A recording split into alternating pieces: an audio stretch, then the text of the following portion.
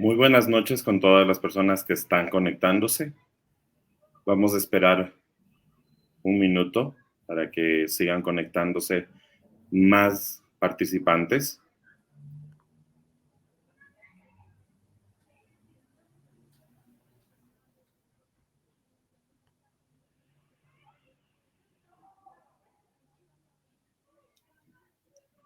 En honor al tiempo, vamos a comenzar con este webinar.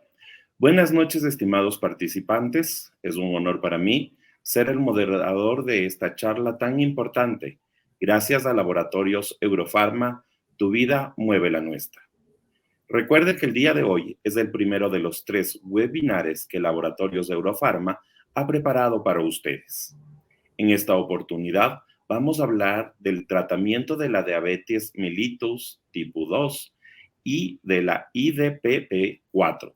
Tengo el gusto de presentar al doctor Luis Sánchez, médico endocrinólogo, especialista en diabetes, tiroides, obesidad, tratamientos hormonales, colesterol y osteoporosis. Les quiero recordar que podemos hacer preguntas al especialista en la parte de comentarios y al final de la presentación abriremos el espacio para que sus preguntas puedan ser solventadas. Con esto, cedo la palabra al doctor Luis Sánchez. Doctor, buenas noches. Buenas noches con todos. Mi agradecimiento a los laboratorios Eurofarma y a usted, Andrés. Distinguidos colegas, buenas noches. Vamos a hablar de los DDP4 en el tratamiento de la diabetes tipo 2 y algunas consideraciones sobre en general los hipoglucemiantes orales. Remarcar que la diabetes, como ustedes conocen, es un problema de salud pública debido a su alta prevalencia para el desarrollo de esta patología vascular, que como ustedes saben es una enfermedad crónica y de elevada mortalidad. El enfoque terapéutico es más fisiopatológico y más personalizado, ajustado a las características y riesgos individuales de cada paciente, privilegiando el control glicémico y la seguridad terapéutica. Por más de 60 años se conocía, pues, o se conoce de algunos fármacos para el tratamiento de la diabetes, como ustedes saben, los sulfonilurias, secretagogos, metforminas, la insulina, también algunos otros que iremos explicando brevemente. En los últimos años, como consecuencia de los avances en el conocimiento de la patogenia de la diabetes, se han desarrollado nuevos fármacos con novedosos mecanismos de acción y con diferentes perfiles de seguridad. Recordar más o menos que este problema de diabetes se estima que para el 2000 más o menos 45 serían alrededor de 422 millones de personas en todo el mundo para tener diabetes tipo 2. Recordando que en nuestro país es la segunda causa de muerte la diabetes después de los accidentes de tránsito, ¿no? Se habla de una prevalencia que debería estar más o menos entre el 8%, tomando en referencia a nuestros países vecinos como Colombia y el Perú. Decíamos, estimados doctores, que la diabetes tipo 2 tenemos varios problemas de fisiopatología. La resistencia a la insulina. Esta resistencia a la insulina, como ustedes conocen o saben, es la deficiencia del número de receptores a la misma. Esto conlleva a tener una lipotoxicidad, una glucotoxicidad y conlleva también, obviamente, a una hiperproducción hepática de glucosa. Esto conlleva también a que nuestro páncreas endocrino aumente la secreción de glucagón, que es una hormona hiperglicemiante. Y también se va presentando una disminución del proceso incretino, que lo vamos posteriormente a explicar. Los objetivos del tratamiento en la diabetes tipo 2 es asegurar al paciente una buena calidad de vida, disminuir el riesgo de las complicaciones microvasculares, que esto es importante, como la retinopatía, la nefropatía y la neuropatía diabética, porque las macro ya lo tiene el paciente. Y disminuir el riesgo de eventos cardiovasculares y por lo tanto disminuir la mortalidad. El control, ustedes saben, de la glicemia es la herramienta más eficaz para reducir el riesgo de desarrollar o progresar la enfermedad microvascular. El mejor control metabólico se asocia a la disminución de los eventos cardiovasculares. Estas son una de las metas en la diabetes tipo 2, la hemoglobina glicosilada menor de 7.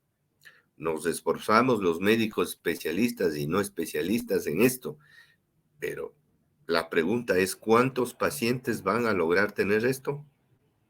Tener una glicemia en ayunas o preprandial entre 80 y 130 y una glicemia postprandial, diría yo, hasta 140, que le ponen 180, pero yo les diría 140. Mi pregunta es, ¿cuántos diabéticos tipo 2 que ustedes manejarán o conocen llegarán a este objetivo?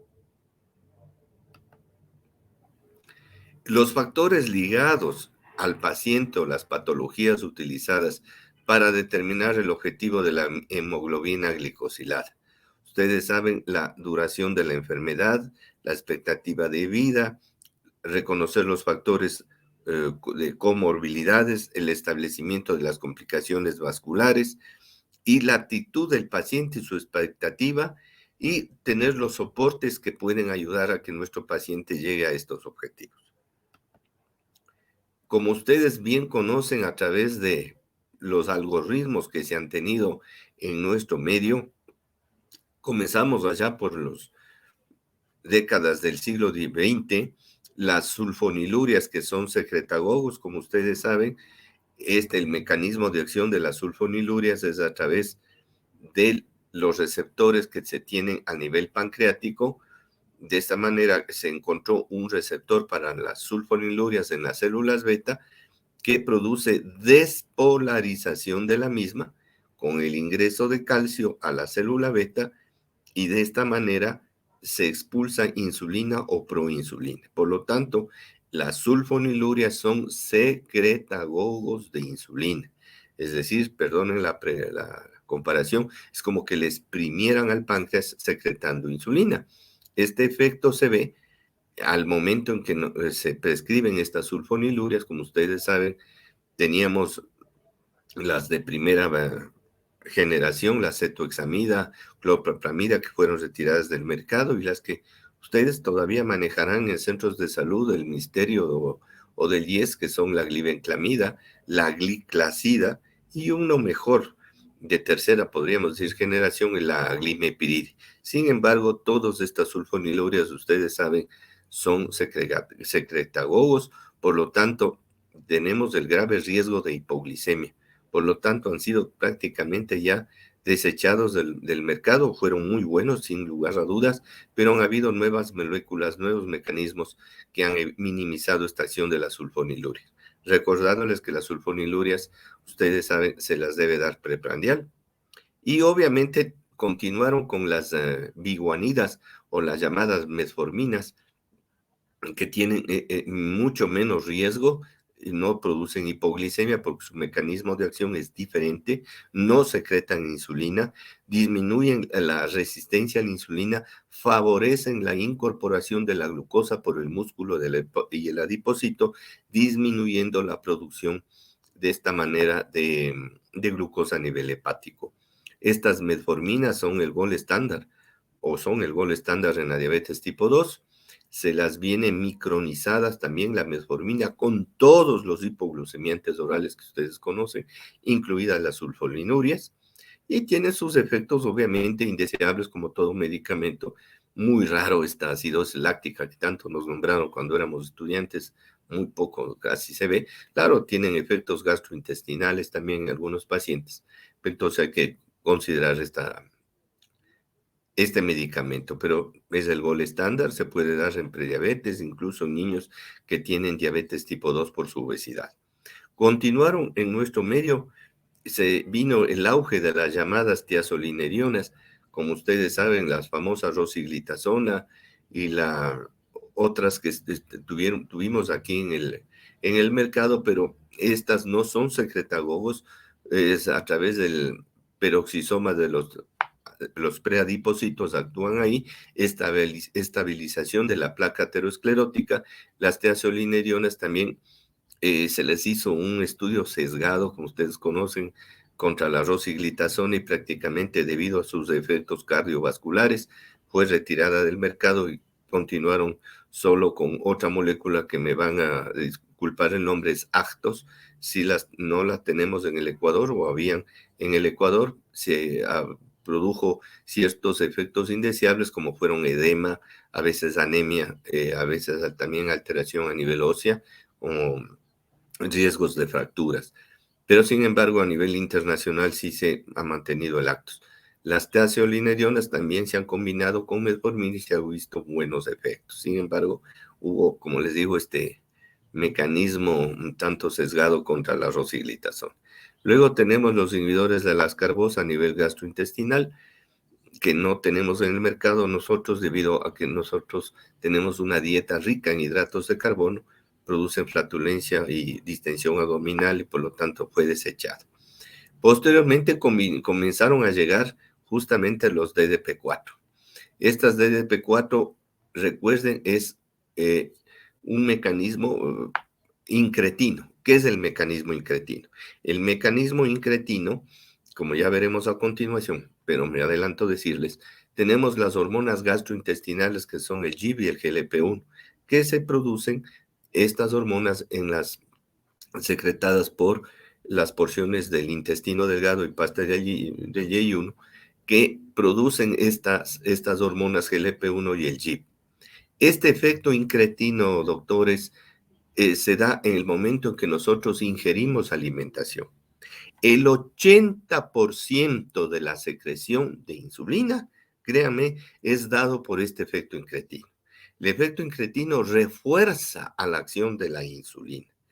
De esta manera, estas hormonas, repito, GLP-1 y el GIP, refuerzan a la acción de la insulina. Pero desgraciadamente su efecto es corto debido, pues, como ya veremos, son destruidas por la enzima DDP4 que cambia ciertos aminoácidos y de esta manera, de las dos hormonas, y hacen que de esta manera el efecto incretino no dure muy poco. Por lo tanto, no se refuerce la acción de la insulina. Luego teníamos en el mercado también el GLP-1 agonista, se pudo sintetizar a través del monstruo de Huila, se pudo sacar una hormona análoga a la que produce nuestros intestinos, el GLP-1. El GLP-1 y las incretinas, obviamente, se las puede utilizar en pacientes diabéticos tipo 2, no producen hipoglicemia, porque no son secretagogos de la misma, lo que hacen es reforzar.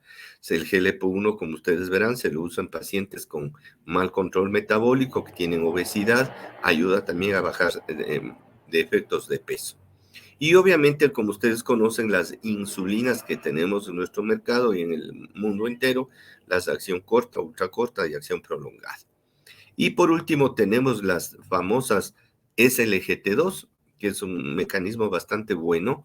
Son estas, tenemos la empaglifosina, la dapaglifosina, la canaglifosina, que lo que actúan es inhibiendo la reabsorción de la glucosa a nivel renal, es decir, inhibiendo a la enzima SLGT1, pero sobre todo más a la SGLT2.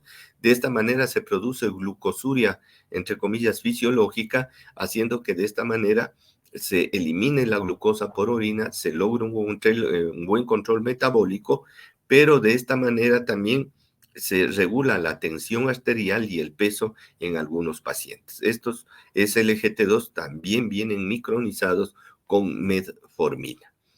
Acaba la pena de indicar que los DDP4 también se pueden combinar con metforminas o vienen micronizados con metformina, como veremos. La GLP-1 También puede combinarse con metformina, con insulina, es decir, en esto en la diabetes todos los mecanismos, todo es válido para tener un buen control metabólico. El tratamiento en la diabetes tipo 2 debemos considerar que no hay tratamientos universales. El tratamiento es individualizado, debe ser discutido y acordado también con el paciente. Tenemos que desgraciadamente ver los costos o costes en el paciente, tener en cuenta la edad del paciente, el tiempo de evolución de la enfermedad, su factor etiológico predominante, la magnitud de la hiperglicemia y ver si el paciente tiene un perfil glicémico adecuado. Minimizar sobre todo los riesgos de hipoglicemia. Tener también claro el riesgo cardiovascular, la presencia de complicaciones específicas o enfermedades concomitantes, como por ejemplo la hipertensión arterial, o si tiene un evento de infartos o isquemia que debemos considerar. ¿Qué contraindicaciones podemos tomar en consideración al paciente de acuerdo a los fármacos que podemos prescribir? Los efectos colaterales de los mismos fármacos y sobre todo la adherencia del tratamiento. Esto tenemos que hacerlo fundamentalmente con una buena educación por parte del médico y lograr una buena adherencia con su familia y el medio donde se envuelve, porque esto es importante. Y como les decía, los costos, que es un factor que desgraciadamente hay que considerar, pero es importante. Costo-beneficio también al paciente. Por eso, en la diabetes debemos llegar a consensos con el paciente y su familia para que de esta manera logremos que el paciente pues tenga una calidad de vida bastante buena. Este que es el octeto ominoso, es decir, a veces nos decían nuestros profesores que la diabetes a veces es la enfermedad de los fracasos. Vean ustedes la hiperglicemia que se da en el paciente. ¿Por qué se da? Por la disminución de la producción de insulina, que eso, bueno, se da más tarde, pero generalmente se produce una resistencia a la insulina, entendiéndose por la resistencia la imposibilidad de que la glucosa sea captada por el músculo y el adipocito. Esto obliga al páncreas endocrino a mayor producción de insulina. Y posteriormente, cuando no se logra esto, también aumenta la producción hepática de glucosa. Es decir, el organismo nos morimos de sed junto a la fuente. Tenemos mucha glucosa, pero no puede ser captada, obligando al páncreas, repito, a producir más insulina, mayor producción hepática de glucosa, se incrementa la reabsorción de glucosa a nivel renal también, y conlleva que el efecto incretino, como les decía, por las hormonas GLP-1 y el GIP, se vea minimizado por la enzima DDP4. Recordar que en nuestro páncreas endocrino tenemos las células alfa y las células beta. Normalmente cuando estamos en ayunas predomina la secreción del glucagón. Y cuando nosotros ingerimos alimentación, se frena la producción de glucagón y se produce la acción de la insulina. Este es un mecanismo dual, pero en la diabetes tipo 2, vean ustedes que este efecto se va perdiendo y se mantiene secretada la secreción, valga la redundancia, la producción de glucagón, y comenzamos a tener disminución de la masa como tal del páncreas, y se produce la apoptosis, como ustedes saben, la muerte celular programada. Si es en la diabetes tipo 2, no solo veamos las células beta, también veamos a las células alfa que se ven afectadas por este proceso de la diabetes tipo 2.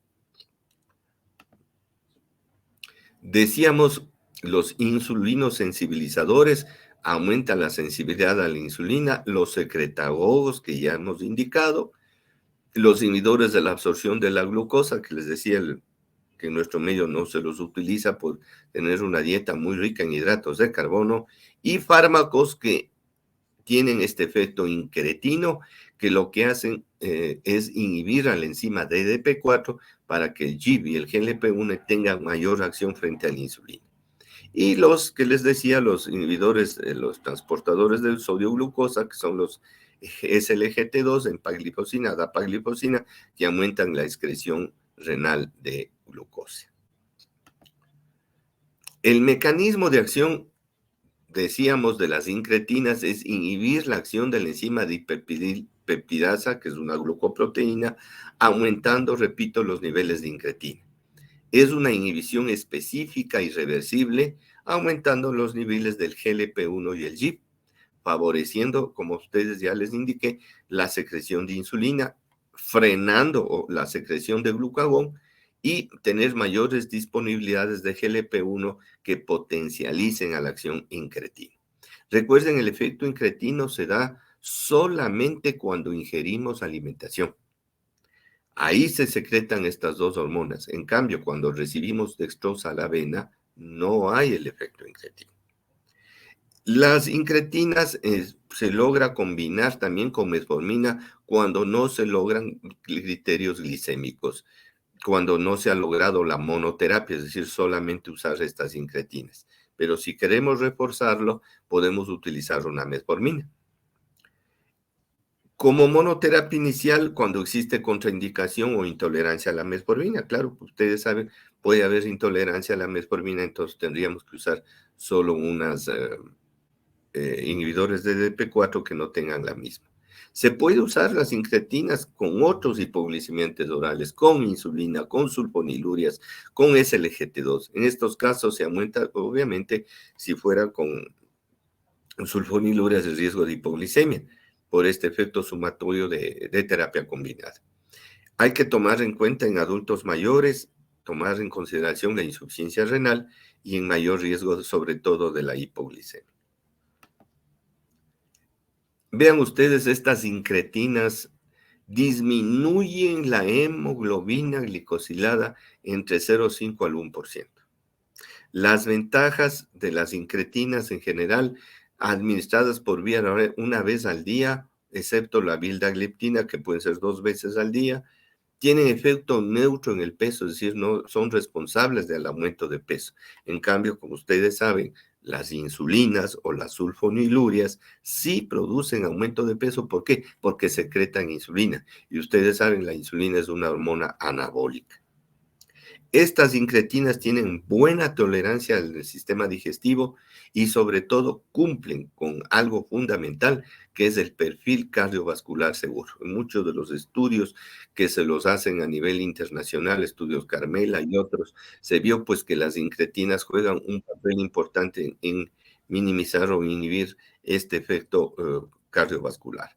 Las desventajas a veces pueden, como todo medicamento, puede haber cefaleas, mareos, a veces se están asociados a efectos respiratorios, urinarios, urticaria, aumento de insuficiencia cardíaca, también se ha visto en algunos que tienen en pacientes hospitalizados. Los inhibidores de la DDP4, como ustedes tal vez conocerán, ya se usaron desde hace algunas 15 años atrás. Tenemos la sitagliptina, dosis recomendada 100 miligramos al día. Pueden combinarse, les dije, con metformina. A veces hay que hacer el ajuste de dosis en caso de enfermedad renal. La vildagliptina, que también la tenemos, combinado con metformina, pues se puede hacer ajustes también con metformina. La saxagliptina, que también viene de 5 miligramos, no efecto neutro en el peso. La algogliptina, que también la hay en el mercado. Y la linagliptina, que ustedes también conocen, de 5 miligramos, puede combinarse también con metformina. Por parte, me adelanto, Eurofarma en el Ecuador está trayéndonos esta molécula, la evogliptina, que como saben es un nuevo inhibidor de la DDP4 de 5 miligramos, que lo veremos en poco tiempo ya sembrado aquí en el Ecuador. Estas incretinas en general tienen efecto reductor de la hemoglobina glicosilada y vean ustedes, en comparable con la sitagliptina y linagliptina, no tienen efecto sobre el peso. Está fuera del objetivo el mecanismo de acción de alta selectividad y tiene un perfil de seguridad bastante bueno, incluso en dosis en pacientes con problemas renales, insuficiencia renal, efecto protector cardiovascular, reducción de los eventos de isquemia o eventos cerebrovasculares. No es necesario, vean ustedes, ajustar la dosis en el riñón ni el hígado. Recordar que la linagliptina, esta sí se metaboliza a nivel hepático y tiene bajos riesgos de interacciones con otros medicamentos y dosis convenientes. Vean ustedes los atributos que tenemos comparativos de la DDP4 tomando la evocliptina. La evocliptina, nombre comercial que vendrá es del Suganon.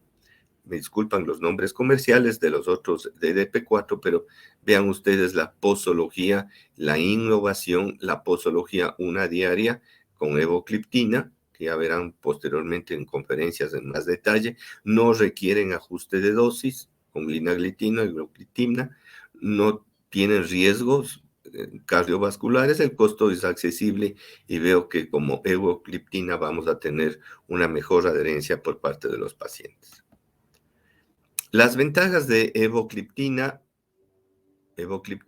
Suganon de 5 miligramos una vez al día, ofrece una buena opción para los médicos en el tratamiento de la diabetes tipo 2 en el Ecuador.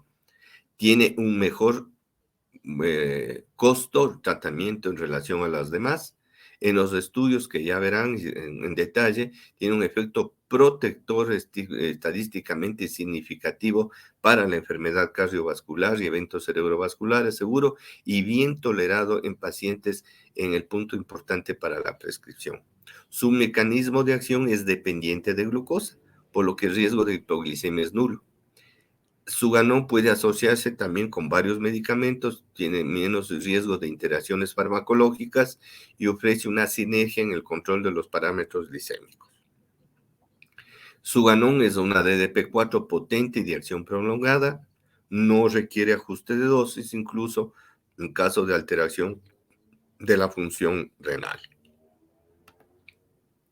Recordar entonces que la diabetes es una enfermedad progresiva que habitualmente requiere de 2 o más fármacos o es terapia triple para lograr el control metabólico.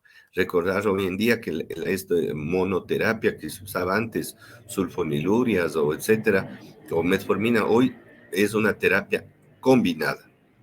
Si no se logra el adecuado control, está indicada la terapia dual, como les digo, a veces terapia triple, y debemos dejar, colegas, esta inercia médica, es decir, no hacer nada, cruzarnos de brazos, tomar medidas cuando es muy tarde. La elección de un segundo o tercer fármaco debe ser centrada en cada paciente, considerando las comorbilidades, el riesgo de hipoglicemia, la eficacia, el costo y la seguridad cardiovascular. El uso de los DDP4 en los pacientes con diabetes tipo 2, debemos considerar por qué tratar agresivamente la diabetes. O sea, no veamos glicemia, veamos pacientes, veamos a esta hemoglobina glicosilada si la tenemos en forma adecuada. Recordar que del 50 al 70% de los pacientes con diabetes fallece por problemas cardiovasculares, ¿no? Y del 10 al 20 por insuficiencia renal terminal. Cada 6 segundos está falleciendo una persona con diabetes tipo 2. El 37% de los diabéticos está mal controlado. La disminución de la hemoglobina glicosilada reduce el riesgo de las complicaciones. Ustedes recordarán hace muchos años el estudio de la UCA-PDS realizado en Inglaterra. Se vio que con la reducción del 1% de la hemoglobina glicosilada tenemos el 21% de reducción de muertes relacionadas con la diabetes, el 37% de las complicaciones microvasculares que son a nivel ocular y a nivel renal, y el 14% del infarto agudo de miocardio. Recordar nuevamente la fisiopatología de la diabetes tipo 2, esta famosa hiperglicemia.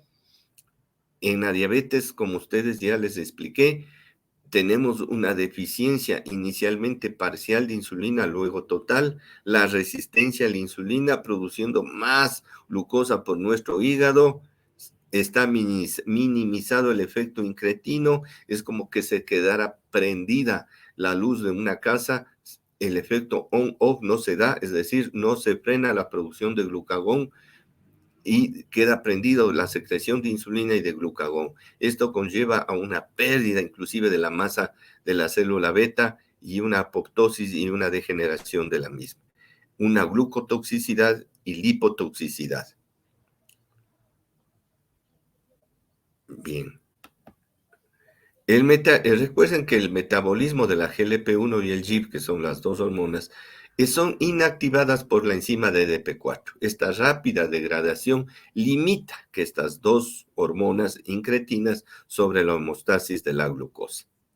Recordad que la enzima DDP4 inactiva, cambia ciertos aminoácidos en las porciones N-terminal en el 50% de la GLP-1 en 1 minuto y el 50% del GIP en 7 minutos. De esta manera se acorta la vida de las incretinas. Por eso es que los medicamentos DDP4 lo que hacen es bloquear a la enzima de DDP4 y permitir de esta manera que la GLP-1 y el GIP, repito, tengan mayor acción sobre o dándole una mano, un refuerzo a la producción de insulina.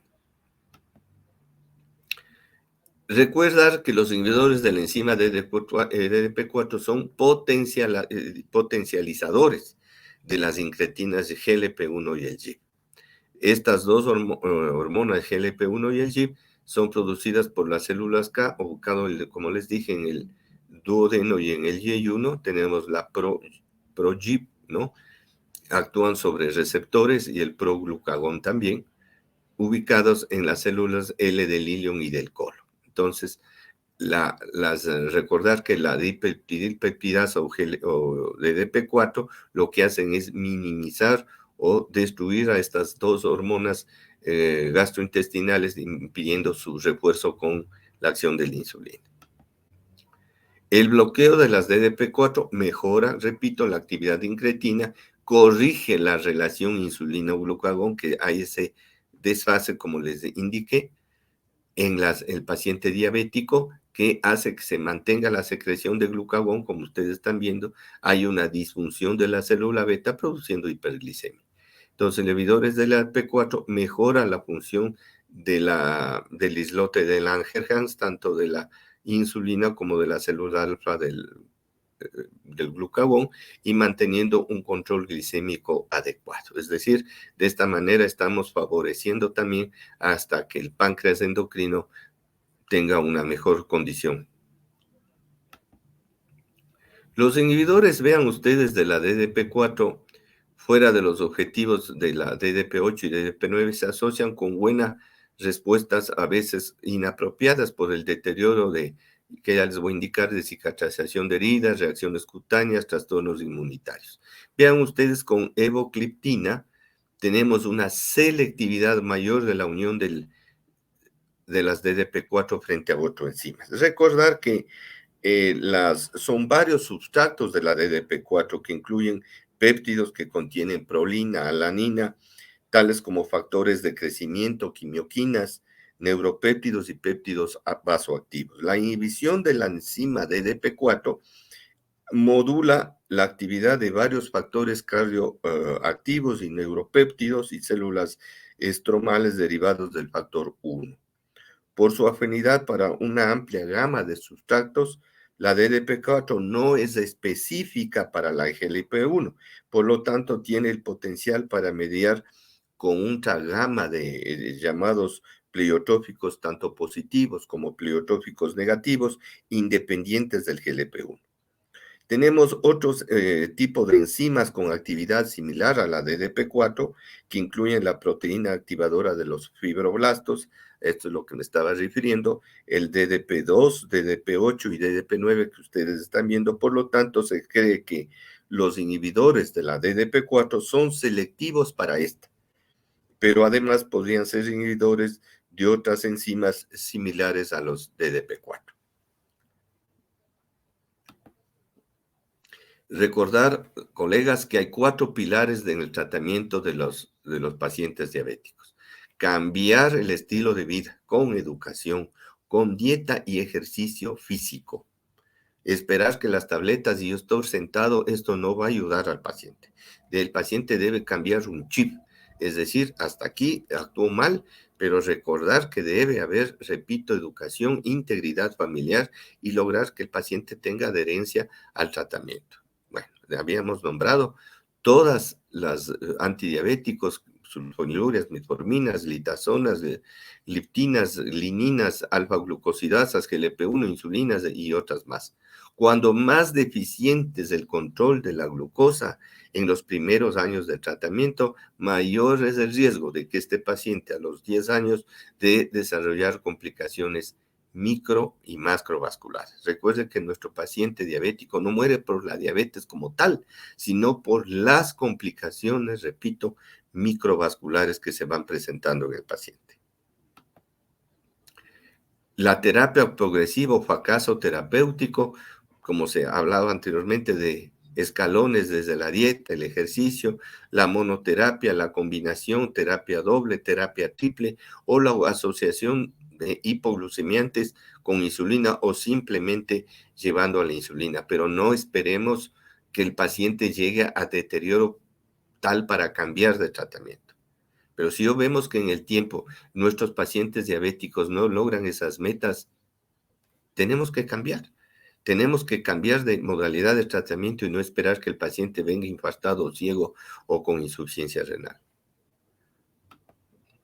La diabetes, recordad, es una enfermedad crónica y compleja que requiere una acción médica, no la inercia médica, que continúa con estrategias multifactoriales de reducción del riesgo más alto para llegar al control de glicemia.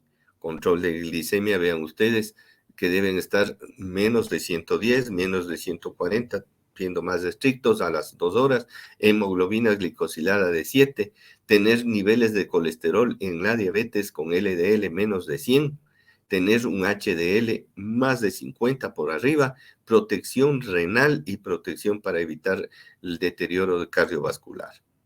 Evaluar la calidad de la atención médica, el juicio médico es importante, la calidad de la atención, las preferencias individuales en el paciente, ver las comorbilidades. Esto es importante, medicina basada en evidencias. No tengamos miedo a tomar acciones a tiempo con nuestros pacientes. Bueno, agradezco su gentil atención y estoy presto pues a recibir algunas preguntas por parte de este distinguido auditorio. Muchas gracias.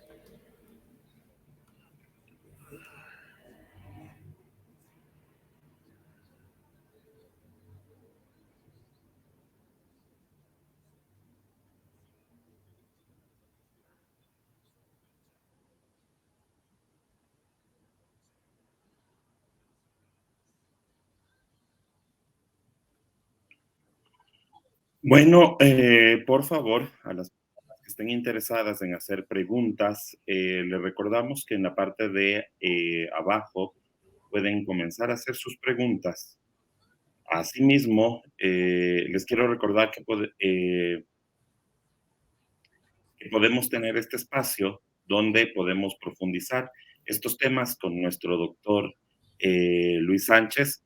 Recordarles que tenemos 2 webinares que se realizarán el 14 de septiembre y el 25 de septiembre a la misma hora, a las 8 de la noche, en donde seguiremos abordando el tratamiento de la diabetes mellitus tipo 2 y los inhibidores de PP4. Recuerden que los laboratorios de Agrofarma, tu vida mueve la nuestra. Vamos a comenzar, vamos a revisar si existen algunas preguntas. Tenemos una, doctor, que es la siguiente.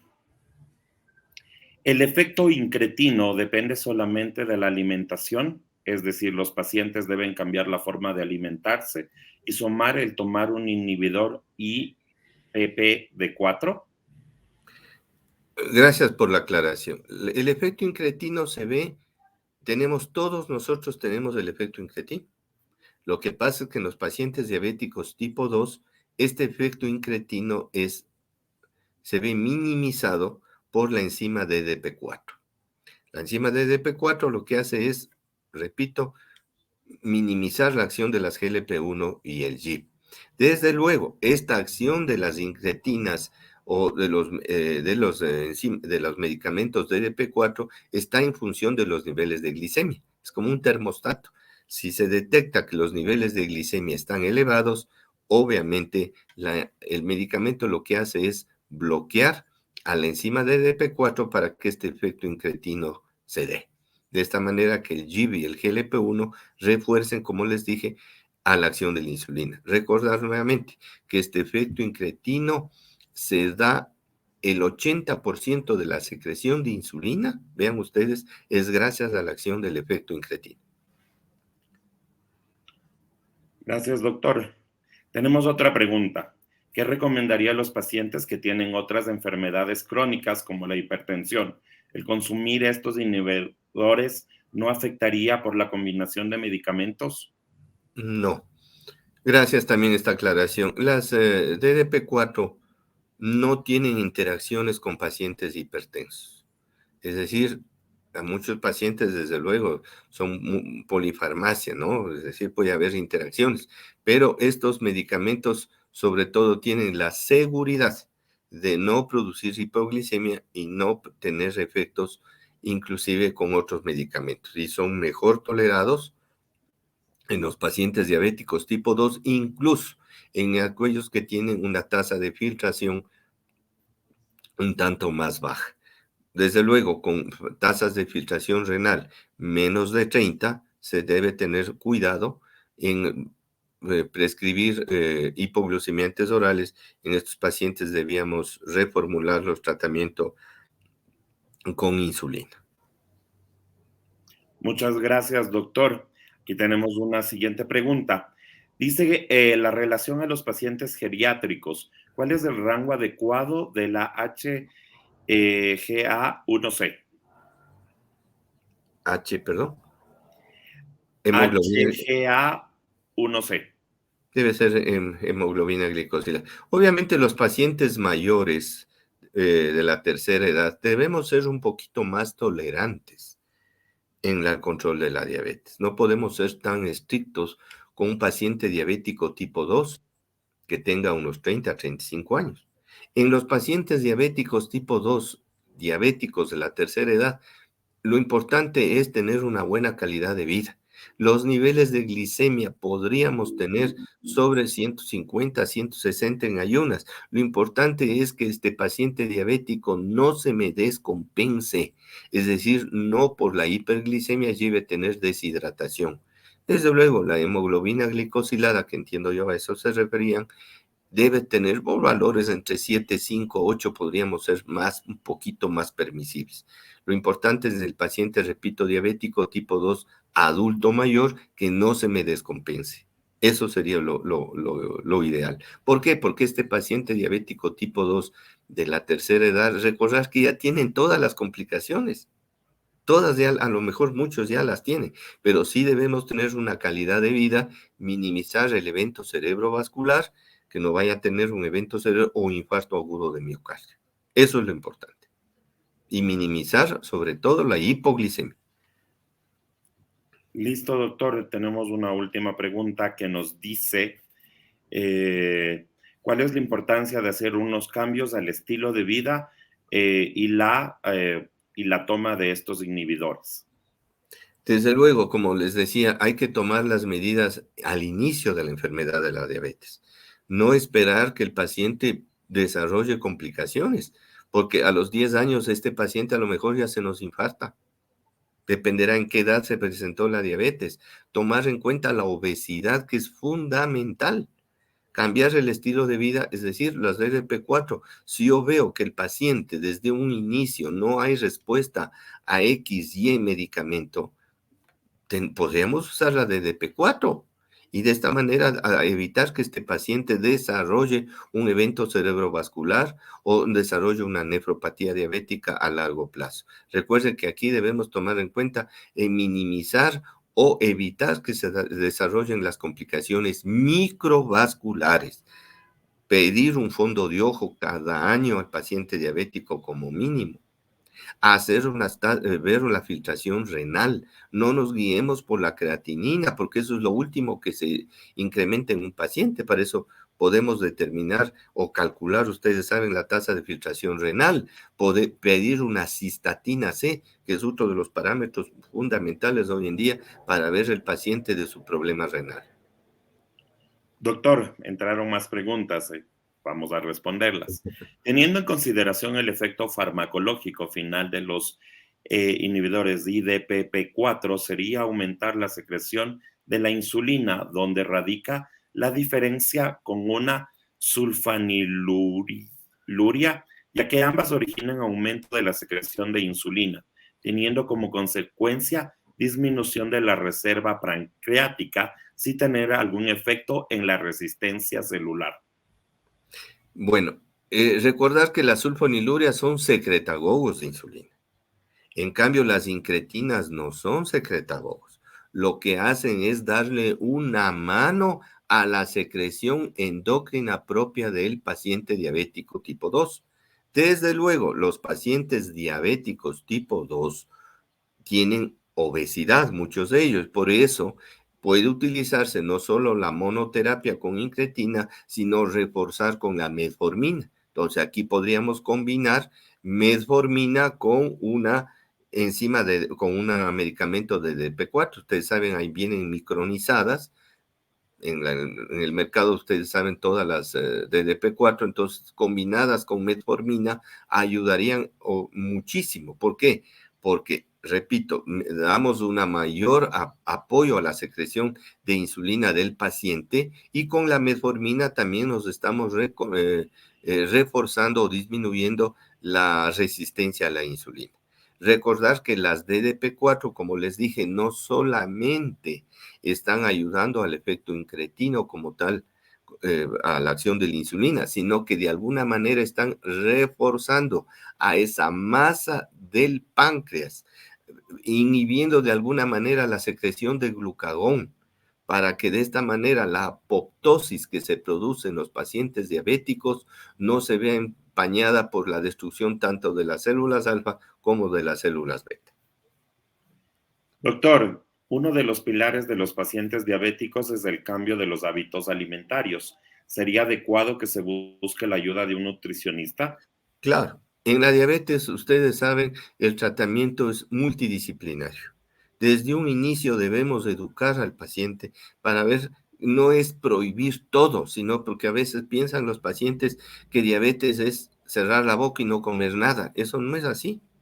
El paciente lo que debe es saber comer. Dieta, apoyo de un nutriólogo, de un nutricionista, 5 comidas diarias.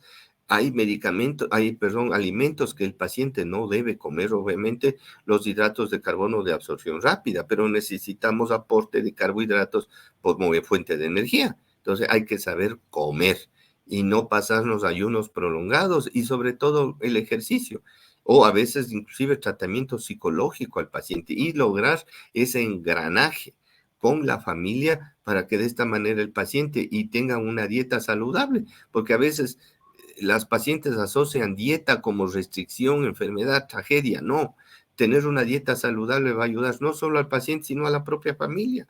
Salir a caminar, hacer terapia de ejercicio. Eso es fundamental.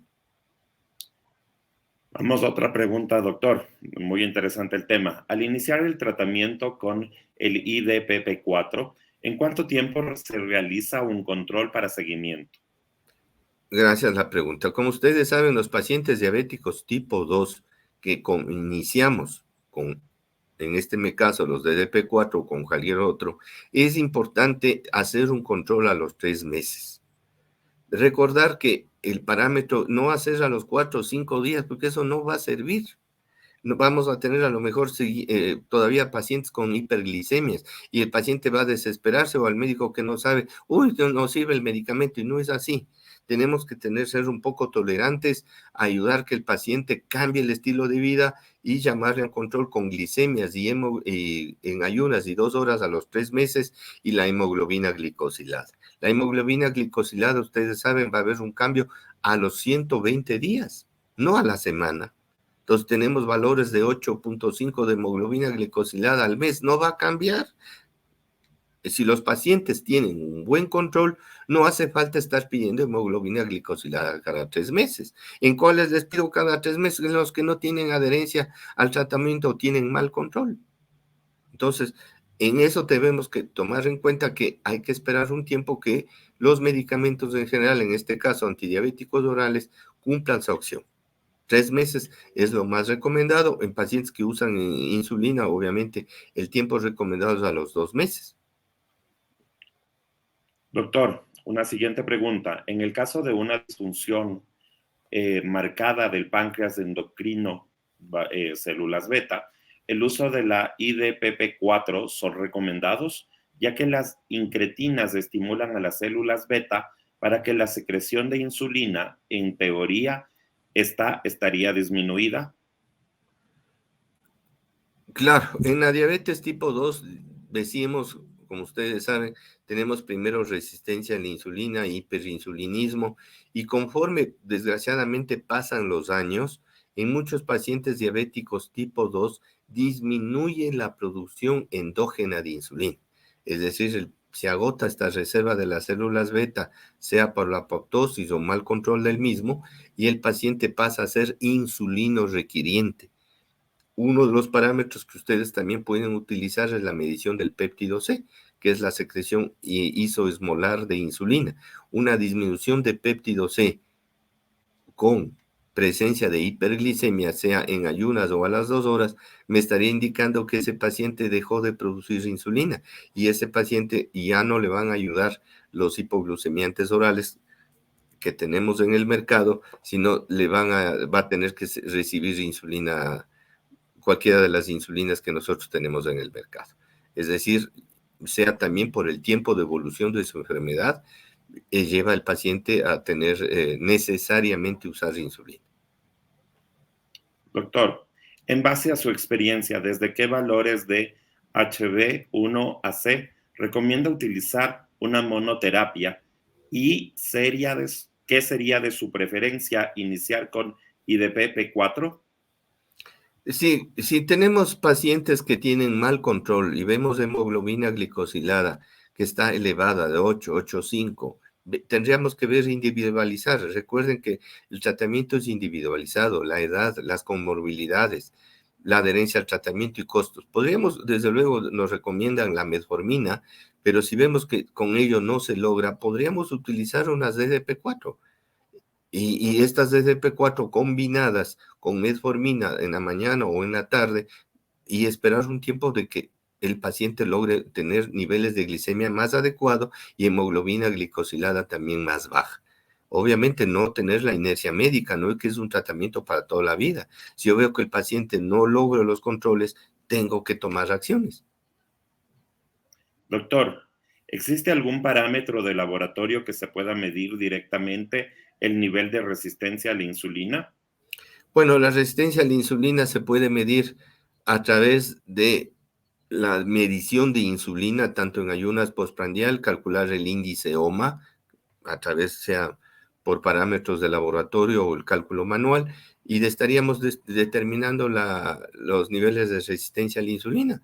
El examen físico, que es importantísimo, desde el inicio es un paciente obeso o obesa, la presencia de acantosis nigricans localizado en axilas, cuellos o zona inguinal, estos nos indican que hay una resistencia a la insulina clínicamente, es decir, ya solo con el examen físico podemos corroborar que ese paciente tiene resistencia a la insulina.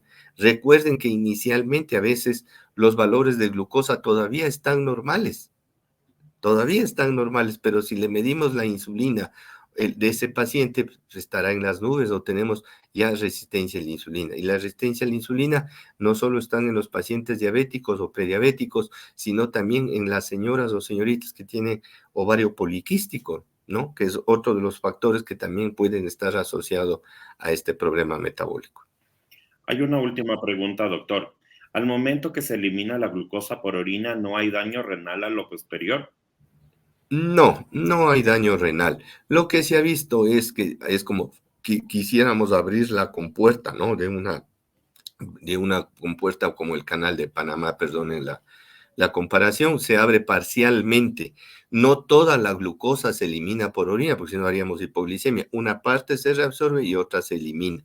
Lo que se ha visto es que en algunos pacientes, sobre todo del sexo femenino, al usar los SLGT2 se produce riesgo de tener infección urinaria debido a que la uretra de la mujer es más corta. O más bien lo que dicen la casa farmacéutica es el riesgo de micosis por su diabetes.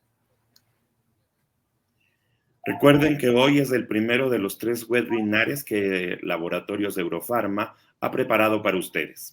En esta oportunidad hemos podido compartir con el doctor Luis Sánchez, médico endocrinólogo, especialista en diabetes, tiroides, obesidad, trastornos hormonales, colesterol y osteoporosis, esta primera charla sobre el tratamiento de la diabetes mellitus tipo 2 y de IDP-TB4. Muchas gracias, doctor. Para nosotros es un gusto poder haber compartido con usted esta noche donde hemos podido abordar este tema tan interesante. Y recordarles que nos encontramos el 14 de septiembre a las 8 de la noche en el siguiente webinar organizado por Eurofarma. Tu vida mueve la nuestra.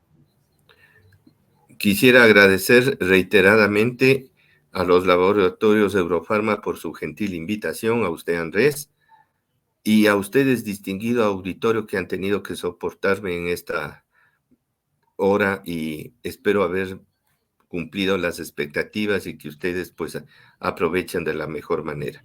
Muchas gracias por su asistencia y una buena noche.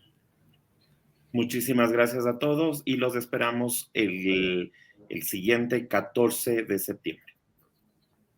Muchas gracias. Muchas gracias.